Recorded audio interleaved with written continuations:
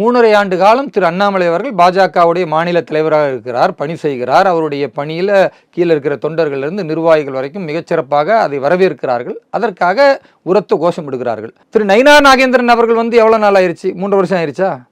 1 வருஷமாவது ஆச்சா? கிடையாது. அப்ப இனி இவருடைய பணிகள், இவருடைய களம், இவர் தேர்தலில் வெற்றி பெறுவது, நம்முடைய பாஜகவுடைய ஒவ்வொரு சட்டமன்ற உறுப்பினர்களையும் சட்டமன்றத்தில் அமர வைப்பது, இந்த மாதிரியான சாதனைகளை அவர் வரக்கூடிய காலத்தில் நிறைவேற்றுவார். அப்பொழுது அவருக்கும் இதே கோஷம் அல்லது இதைவிட அதிகமான மக்களின் ஆதரவும் கோஷங்களும் இருக்கலாம். ஒவ்வொரு தலைவர்களுக்கும் வித்தியாசமான பார்வை இருக்கும், வித்தியாசமான செயல்பாட்டு திறன் இருக்கும். அதனால திரு அண்ணாமலை அவர்களையும் திரு நயினா நாகேந்திரன் அவர்களையும் எந்த விதத்திலும் ஒப்பிடக்கூடாது.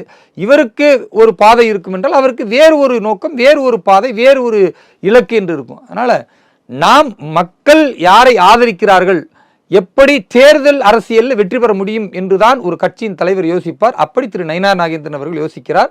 அதனாலதான் அவர் ரொம்ப சிறப்பா சொன்னாரு, பாஜகவில் உள்ள ஒவ்வொரு தலைவர்களும் ஒரு பேரணியை ஒவ்வொரு பெயரின் அடிப்படையில் நடத்தி காட்டினார்கள்.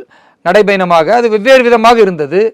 நான் தேர்தலில் திமுகவை அகற்றிவிட்டு சட்டமன்ற உறுப்பினர்களோடு சட்டமன்றத்தை நோக்கி ஒரு பேரணி நடத்துவேன், அதுதான் என்னுடைய தலைமையில் நடக்கிற ஒரு மிகச்சிறந்த பேரணியாக இருக்கும் என்று அற்புதமான ஒரு வாக்குறுதியை, நடக்கக்கூடிய விஷயத்தை முன்கூட்டியே சொல்லக்கூடிய ஒரு அற்புதமான, எங்களை எல்லாம் உற்சாகப்படுத்தக்கூடிய, இன்னும் சொல்லப்போனால் தமிழக மக்கள் எதிர்பார்த்திருக்கக்கூடிய அந்த நன்னாளில் நீங்களும் இணைந்து கொள்ள வேண்டும். நாம் அனைவரும் அது போன்ற ஒரு பேரணியில் கலந்து கொள்வோம்.